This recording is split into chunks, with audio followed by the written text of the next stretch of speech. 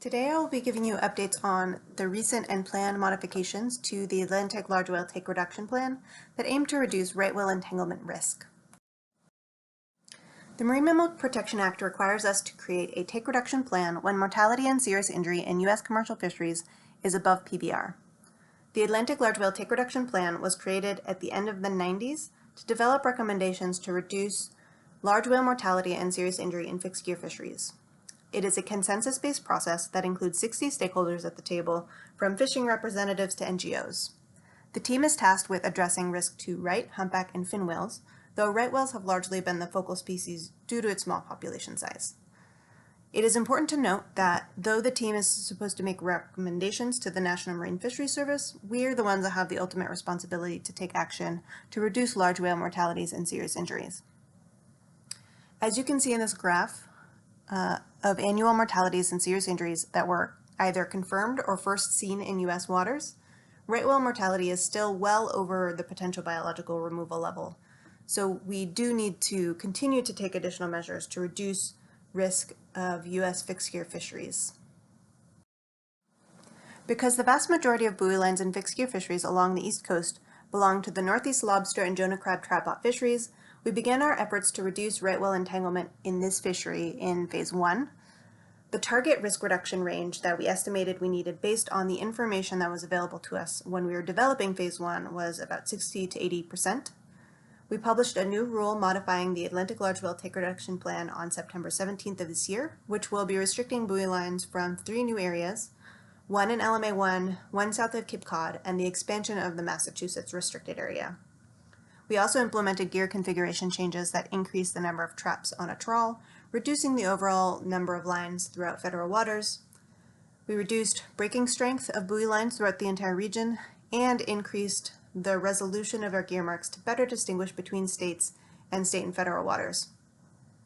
These changes to the fishery are estimated to reduce chances of right whale death or serious injury in lobster and Jonah crab gear in the Northeast U.S. by approximately 60 to 69%.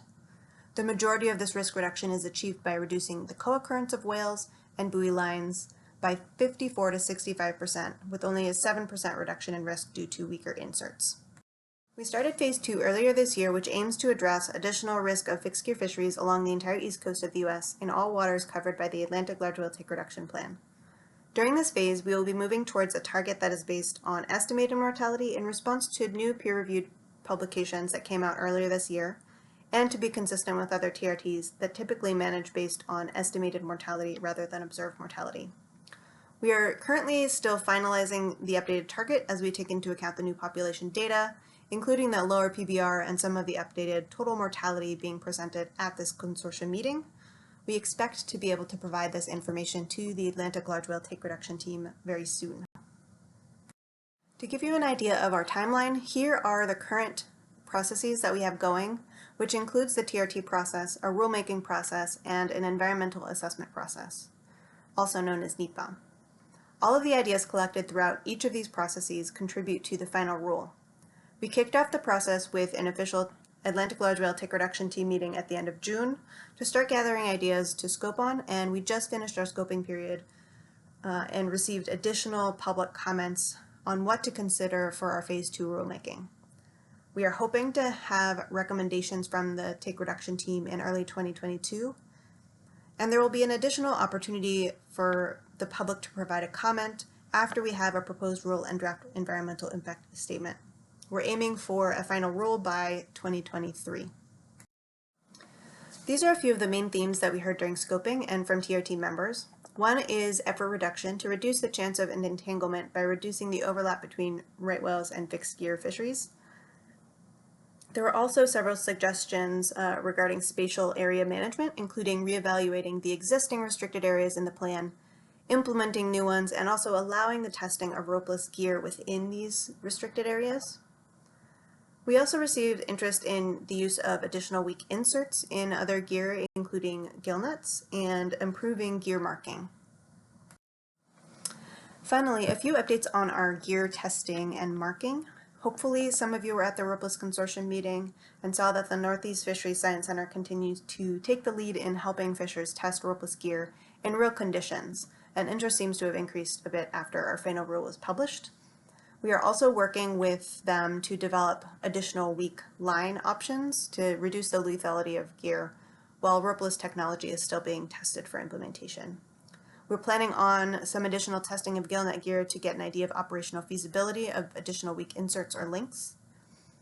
On the gear marking front, we already are seeing some new marks on lines after implementation of new state regulations in Massachusetts and Maine, including on minke and humpback whales.